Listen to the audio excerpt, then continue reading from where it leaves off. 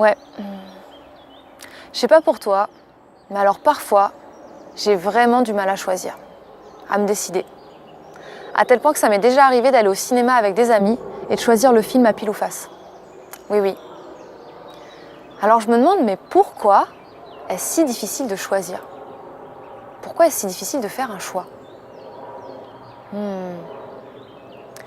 Alors ce qui m'est venu, c'est deux choses. Déjà, la première, c'est parce que choisir, c'est renoncer. Et oui. Ce matin, tu vois, j'ai choisi de mettre ce pull rose. Mais ça veut dire que je renonçais au bleu, qui est ma couleur préférée. Pas toujours évident. Alors tu vas dire, ouais, bah attends, ce genre de choix, voilà, c'est pas vraiment un choix. Ouais, mais par exemple, tu peux avoir le choix entre deux jobs. Tu peux avoir le choix entre deux soirées.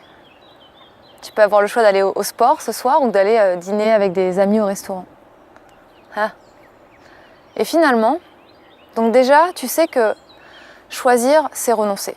C'est forcément renoncer à autre chose, à une autre opportunité, à deux ou trois autres perspectives qui sont à côté. Il faut accepter ça, ça fait partie de la règle du jeu. Le choix, ça passe forcément par une renonciation. C'est la première chose. La deuxième, c'est mais est-ce que tu sais vraiment ce que tu veux? Finalement. Et je me suis aperçue que des fois, j'arrivais pas à choisir parce que je savais pas ce que je voulais. Mais de quoi j'ai envie?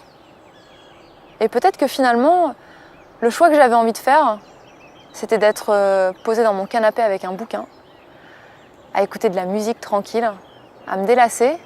Mais on me proposait le sport ou une soirée avec des copains. Ouais, difficile. Alors toi, que veux-tu? Quel est ton cadre? De quoi tu as envie? Qu'est-ce qui te nourrit? Vraiment. Est-ce que tu préfères aller au cinéma, passer un moment seul, chez toi, dans un environnement calme et rechargeant? Est-ce que tu préfères aller marcher dans la forêt? Pour choisir, il faut savoir de quoi tu as envie. Alors je t'invite à te poser, peut-être pour te poser cette question lorsque tu as un choix à faire. Et puis après, l'autre chose que tu peux faire, c'est quelque chose qui m'aide beaucoup, c'est pieds nus dans la terre, 2 points de contact, alors ça peut être les 2 mains aussi, mais pieds nus dans la terre, et juste respirer, prendre de grandes inspirations, souffler par la bouche, et te poser cette question à l'intérieur. Par exemple, si tu as un choix à faire, c'est t'imaginer que tu vas à la soirée avec tes amis, et de voir comment tu te sens à l'intérieur. Est-ce que tu as ton corps qui se contracte?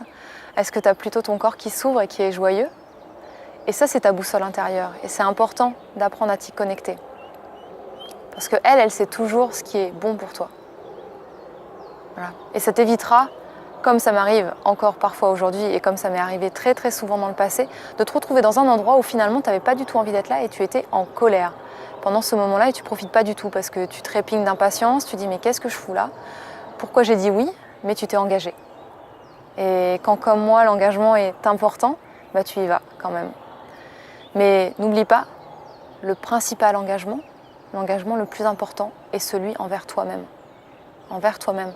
Parce que si tu n'es pas engagé envers toi, si tu n'es pas disponible pour toi, tu ne seras pas pour les autres. Quoi qu'il arrive. Alors prends soin de toi, amuse-toi, choisis, vis, vibre. Et je te dis à très vite.